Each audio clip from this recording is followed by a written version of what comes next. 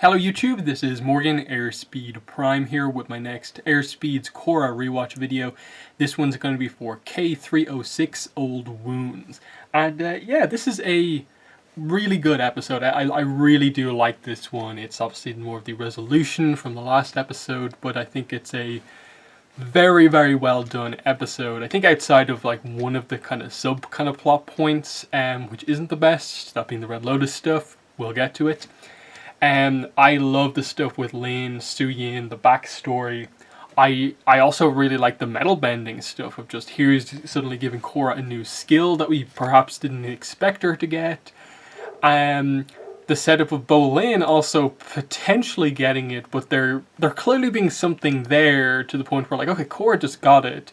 So why is there such a big thing with Bolin? Are we going to get the payoff of him finally Metalbending or not? And we'll see how they use that to build to an amazing reveal later on in the book, but so far so good on this front, because we know how much kind of Bolin treats Toph as a hero, and the idea that he's been wanting for such a long time to learn how to metalbend, and here's his opportunity, but he's holding back because he's afraid of failing, and what they do with the Opal Bolin stuff here is I think very good.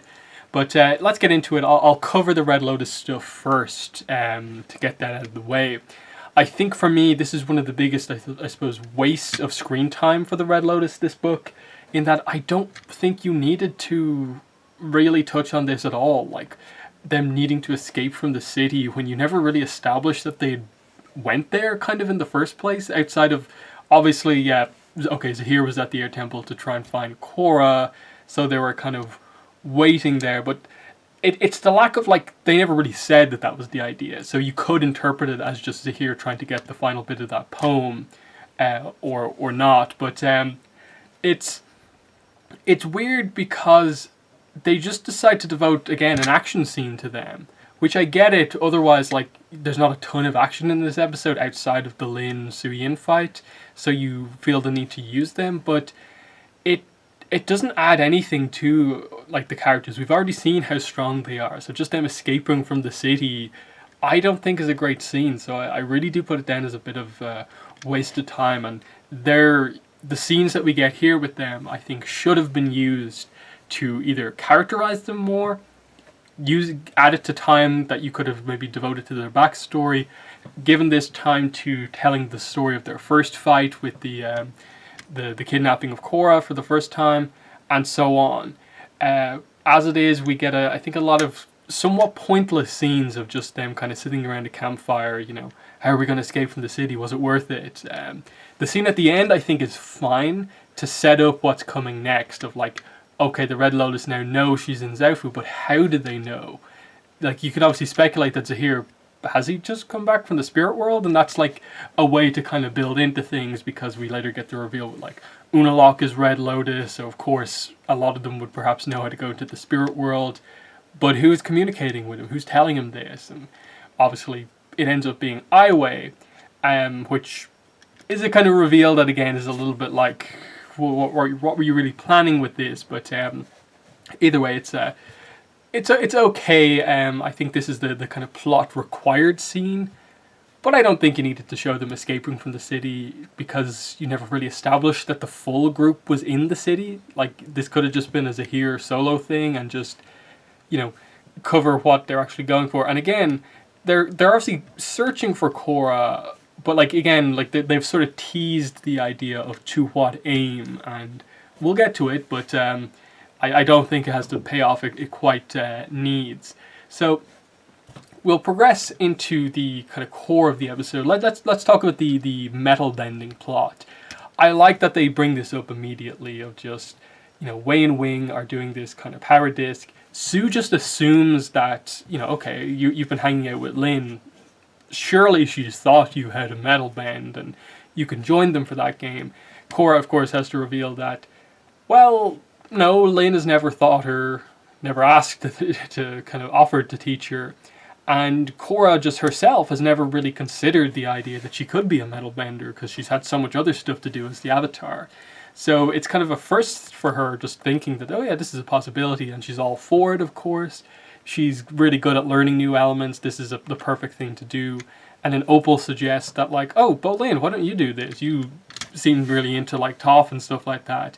And you can see him sort of backing away from it, not wanting to get involved. But as you see, they kind of comedically throughout the episode have him sort of spying on kind of Korra's lesson with Sue, and eventually getting involved. But we'll get to the Opal Bolin scene in a minute. I like that they confirm here another thing about, I suppose, metal bending, that it's actually easier to bend meteorites than it is to bend just, I suppose, more purified metal, which I think makes sense as like a more, what you would call a natural metal, I suppose, in that I assume like bending a metal ore would be easier than bending like an actual sheet of metal after it's gone through all those processes. And this is just that to a kind of better extreme, and like adding that to the fact that we know that Toph found a lot of the initial kind of other metal benders by basically using a meteorite bracelet, because when a metal bender, someone who has the potential to be a metal bender, gets very emotional, they sort of use, and we know emotion sort of empowers your bending, so it sort of bends the easy to bend metal on her kind of wrist. So it adds together with something from the comics, with the idea that you can easily bend meteorites here, for I think a really cool kind of continuity slash technical little detail that works very nicely. I think just meteorites being kind of metal bending training kind of things is cool, as well as that, like, we know that kind of Suyin is a kind of meteorite collector, so that's why she has a lot of them around to teach with. And yeah, we basically see that Korra learns it fairly quickly. She gets the obvious thing that we learned from before, which is that it's not just about trying to bend the whole chunk that you have in front of you. You have to still focus on the fact that you are still bending earth, but that metal, you know, for the most part, has earth kind of in relation to it, and you have to bend the little chunks of earth that are still present in metal to actually bend the whatever it is that you're bending. So I like that being brought up again, those kind of minute pieces of earth that are still present. That's how you kind of do metal bending. And the idea is that Bolin kind of mentions the idea that, like, from his perspective, like, scientifically, he's read up on it, about 1 in 100 earthbenders can metal bend, based on, I suppose, what he's read and what, I suppose, scientists think.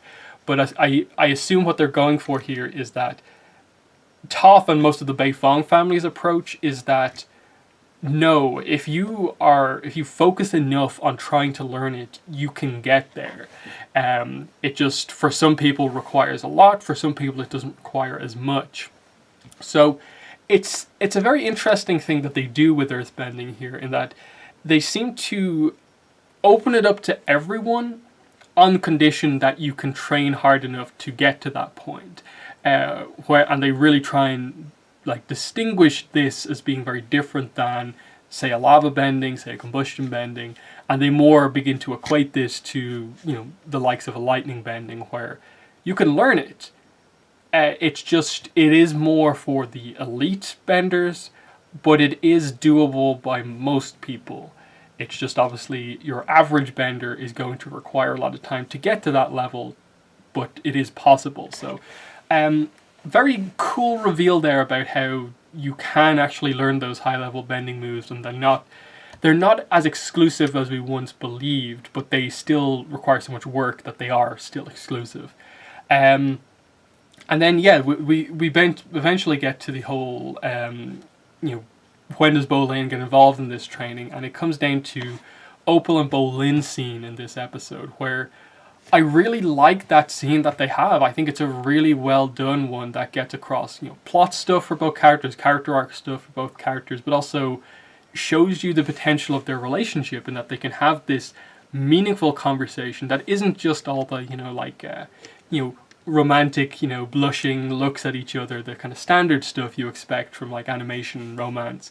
But they actually have no, this relationship can work on a good level because they sort of get each other, as well as the attraction being there. And just, Opal pointing out to Bolin that, like, don't be afraid of, like, basically failing. Try. This is something you've wanted for so long. That's what you've told me. you have to go through with this. And he kind of counters back, we're like, it's interesting that you're saying that, given that you really want to go to the Northern Air Temple to train in airbending, but you're afraid of telling your mom that that's what you actually want to do. And I love how they just kind of have that kind of moment where, like, yeah, they both said the same thing to each other. They're both in the same position. And they've both supported each other to kind of try and fulfill their dreams, basically. And that's the, I suppose, positive of their relationship, in that if they hadn't met each other, this may not have happened. Opal may not have had the courage to, later on in the episode, tell Sue that she wanted to go to the Air Temple. Similarly, Bolin may not have had the courage to just go up and ask to be officially involved in the training.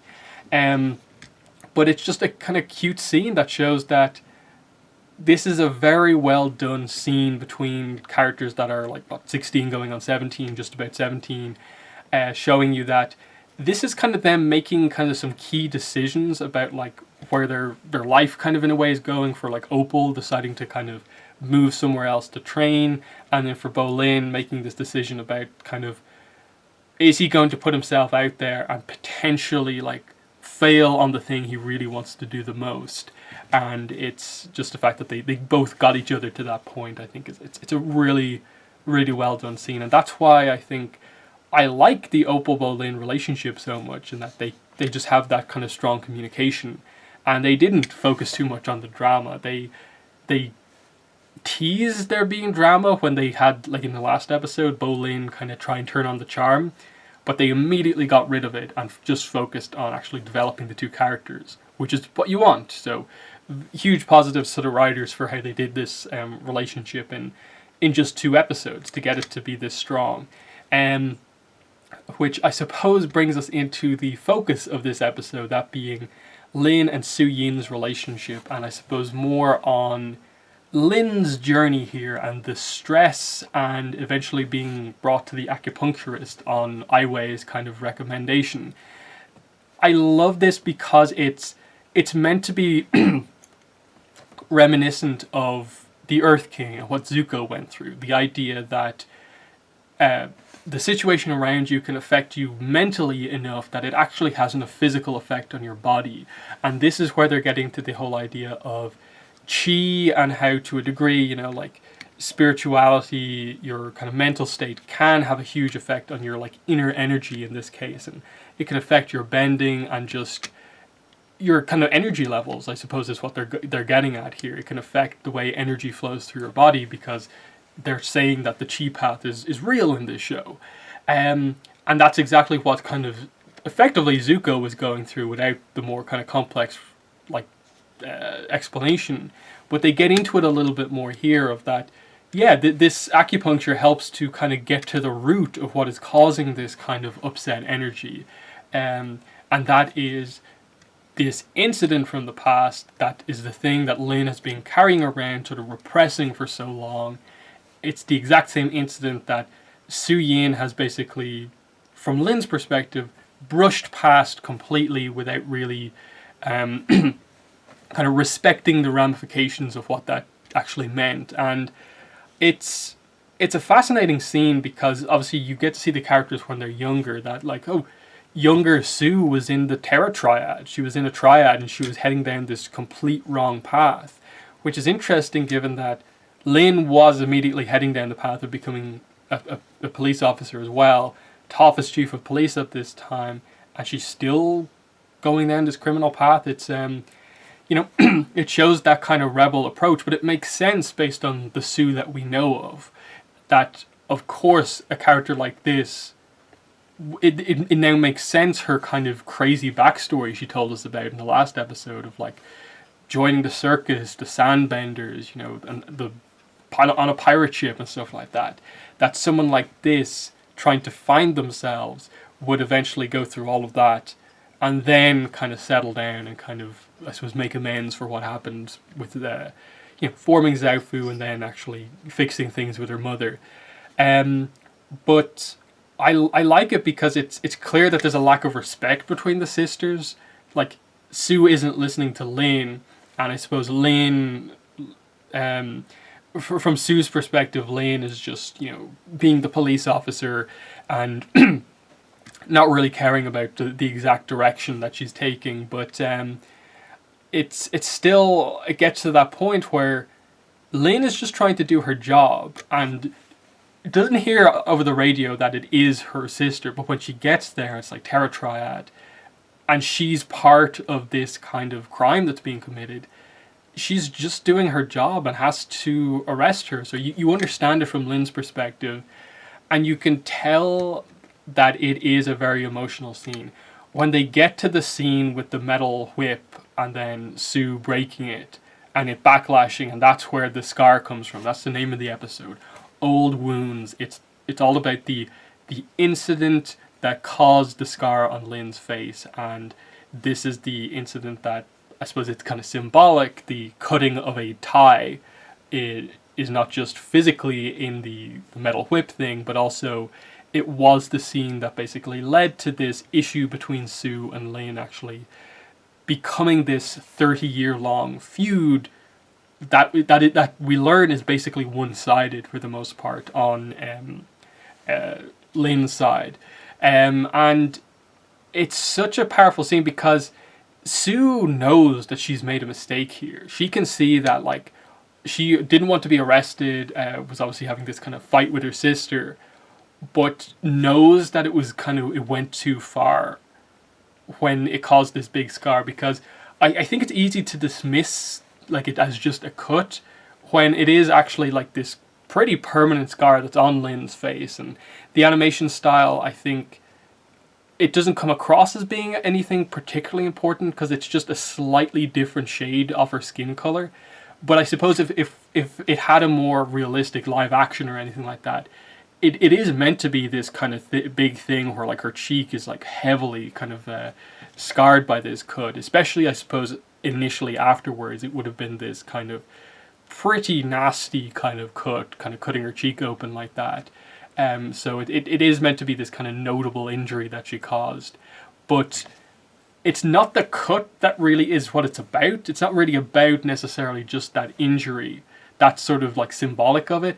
But it's the result of it. That Toph's approach was to save Sue from basically going to jail over this by ripping up the report and then basically just sending her away. Kind of hiding this and, for the most part, kind of letting her away with it. That she's not really punished for what happened. She just has to go live with like Toph's parents for the time going forward. And I suppose Lin sees that as like, you know, she puts herself under this like crazy regimen. She has to be kind of completely on it 100% to be the police officer that I suppose Toph expects her to be. And then Sue is just this wild child who's allowed to do anything that she wants. And then when she actually commits a crime, is just allowed to get away with it. Whereas Lin has to be this, you know, strict law person the whole time. And I think you can see where the frustration comes from. And especially then when we more or less get it heavily implied to us that Toph was more or less forced to, you know, retire early, or like, I suppose there is no kind of like dishonorable aspect like that actually really came out about it, but Toph retired earlier than perhaps she would have wanted to, because I think the idea is that she felt too guilty to continue for many years longer given that she had done this. So that's why they get it explained to us that it's the following year she retired. But it's not that Toph would look like crazy old back then or anything like that. I think it is meant to be this idea that Lin interprets this as Sue cutting Toph's career short, and you know, and Sue obviously kind of tells Lin that, you know, I made things up with Mom like years ago. You could have been part of that too, but you refused. And I think that's interesting that she had these chances but just continued to go ahead with it. And I think this is obviously the frustration I talked about in the last episode with Lin and Sue, which is that Sue just has this attitude of like, everyone has a second chance. You can change, you can immediately get past anything that you were before and make it not important because you changed. And I think because Sue perhaps kind of contacted Toph first early before she could maybe do anything about it. She's always held on to this, that like, oh, you've changed and resolved things with Mom before you can actually like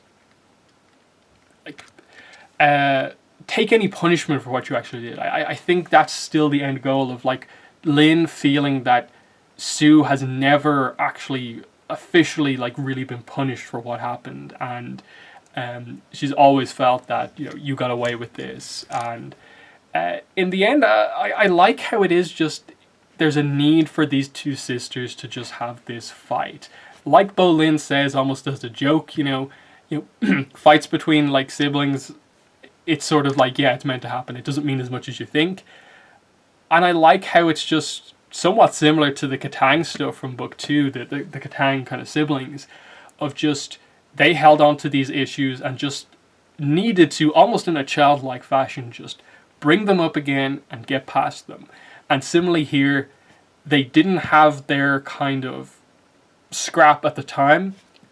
They have it here. And that gets rid of most of the heat from what's going on here and allows them to really kind of, as adults, see what the problem was and get past it. And it's a really cool fight scene, for one, getting to see, like, you know, Toph's two daughters fighting using a combination of metal bending and earth bending. And I love that you can sort of tell that there's a slight difference in style between the two. Lin is more of the metal bending police officer character here. She approaches things in a very certain way, whereas Su feels a little bit more like, you know, Toph from towards the end of ATLA, where she's using metal a little bit more flowingly than Lin is, and you can sort of tell that like Lin as a police officer has specific skills that are suited to like catching like criminals in the city, but that as a pure one-on-one bender fighter, that kind of Su is slightly better because she sort of is able to manipulate metal a little bit easier than Lin is. And you see that very clearly with the defense here, whereas Lin tries to, I suppose, brute force her defense a lot by just pushing stuff out of the way. Su does do like huge metal bending moves to create these kind of blockades, and you know, both styles are good. It's just in this specific fight, plus with Lin being in a kind of fragile state, as her acupuncturist says, you can see why Su, I think, gets the advantage. So that's, I think, a really cool fight. I respect them kind of in a way giving the sort of a victory or like the advantage for most of this fight to Su. And just as the fight is about to get a bit too heated, Opal comes in, and I like this because it's Opal's big move here. This is her kind of the character who's seen as maybe like overly nice. She'll never really stand up for herself. Makes a huge move getting in between the two of them with these massive rocks. Just airbends the rocks off the top of them, kind of blows them back, and just points out the obvious. You know, like, your sisters. You know, okay, you have these issues, but why are you trying to like hurt, borderline kill each other because of this? And it really helps to kind of add clarity to the situation of just like, they have their issues, but they don't want to kill each other as much as maybe it seemed like that was what this was all about. So very, very cool. And then just how like Lin collapses, as we sort of expected, given the way this, I suppose, this memory being brought back to the surface so heavily, with the way she was after that. And then, yeah, it's interesting because, like Zuko, she is then, after this huge kind of sudden change or like this revelation, she is like asleep, kind of. You can almost get the sense like she's been through this kind of fever kind of thing for like so long. She's asleep for 16 hours. And when she wakes up, she is a kind of better person for it, because she's gotten rid of this thing that she's held on to for so long. And it's completely the Earth King episode. It's exactly Zuko when he wakes up and is so nice to Iroh, wants the kind of disgusting food that Iroh made, and is just the politest person ever. Like Lin in that different outfit and actually being very nice, but you can tell she's still her, but a lot of the kind of really terseness of her character is sort of gone now because of this, and it's a nice development for her. seeing her kind of accept some of the food for the pirate chef guy, what do they call it, the K306, which is obviously a reference to Brian Konietzko's name. I think he directly said that was the idea with it, the K306 Konietzko. And yeah, the scene after that is with Lin and Opal. I like this as a sort of resolution to the kind of the shouting from the last episode, in that it's simple, in that, like, I think it shows Opal's understanding. Like, she obviously was upset because she was kind of screamed at, but she gets it that, like, I understand it was tough for you to be here, so you don't have to, like, go overboard in terms of explaining to me what happened. I get it and I understand.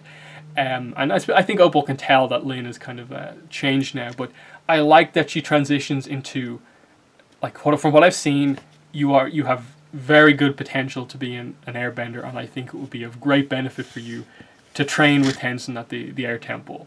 And just that advice from someone that I suppose Lin knows, that, like, Opal knows that Lin has been, like, around Tenzin for so long. Now Korra, she knows what good airbending is, even if she's not an airbender herself.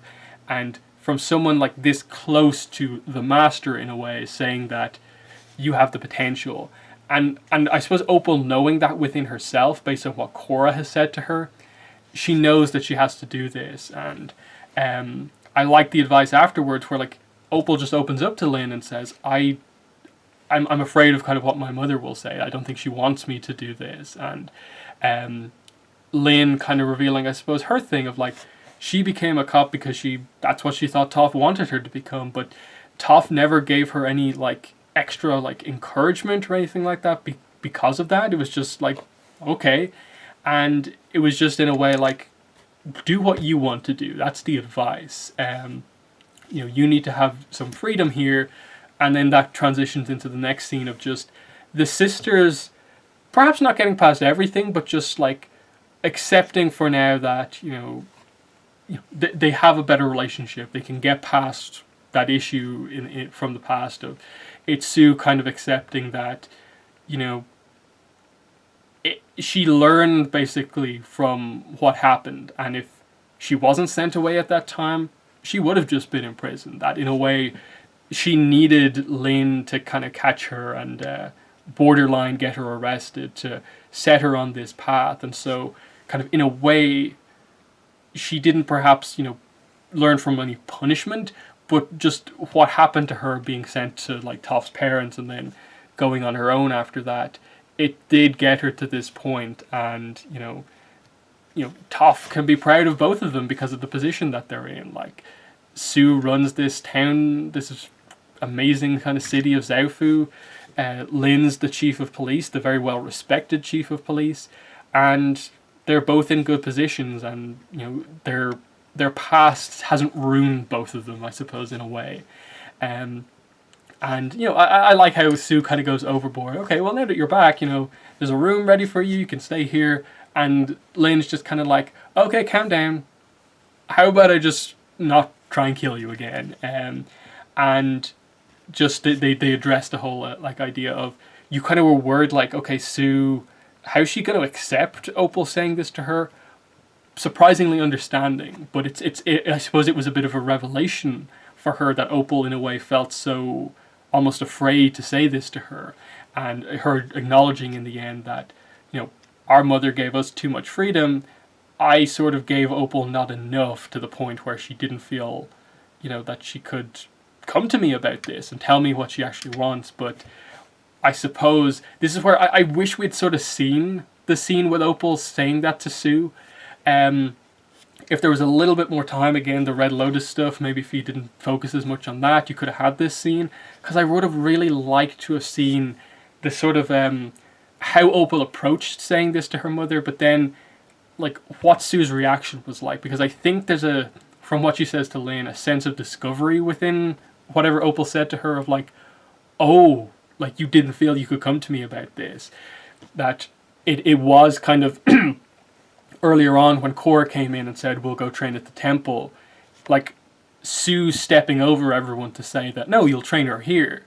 and Opal's opinion not mattering, and here's what she really actually wants. She wants to go to the temple, and I think that's a really cool way to like end the episode with that, of just like on that side of the story, that you know, Sue has learned something, Lin has learned something, and while I think very clearly Lin still has some issues to deal with her mother, she's past more or less everything with Sue now and can sort of work on having a better relationship with her going forward, now that they're sort of cool for the most part with each other. So I think this was excellently done character development for Lin, and incorporating like Toph, a little bit of Toph, getting to meet her in kind of when she's older, kind of Sue giving her backstory early on as well.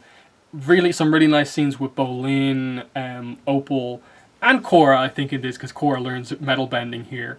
And I don't think, like, obviously they don't focus on it too much, but they more or less give like a couple of scenes of updates as we go through to more or less say that, yeah, she just needs some practice and she's going to be a master metal bender in no time at all. Korra tends to not have too much problem actually learning a new technique. Once she breaks through and initially gets the hang of it, there's no real too big of an issue with her getting to that level of like being very, very solid at it. So very, very well done episode, outside of, I think, sort of misuse of time with the Red Lotus, because you still don't know much about them. We're borderline, you know, or basically at the middle point of the kind of season. Episode 7 like is the middle episode, but it's again that's more of a side kind of plot, just focused on the airbenders. We're halfway through the season and we still don't have the best idea about what they're really about. We're intrigued by them because of like their powers and that they have set up a mystery, but character-wise they're falling flat a little bit already. Of just they're saying lines to each other, but there's no character coming out, and it's just a question of like, do they leave it too late? And in my opinion, they do leave it too late. But that's been the review. Thanks for watching, and bye.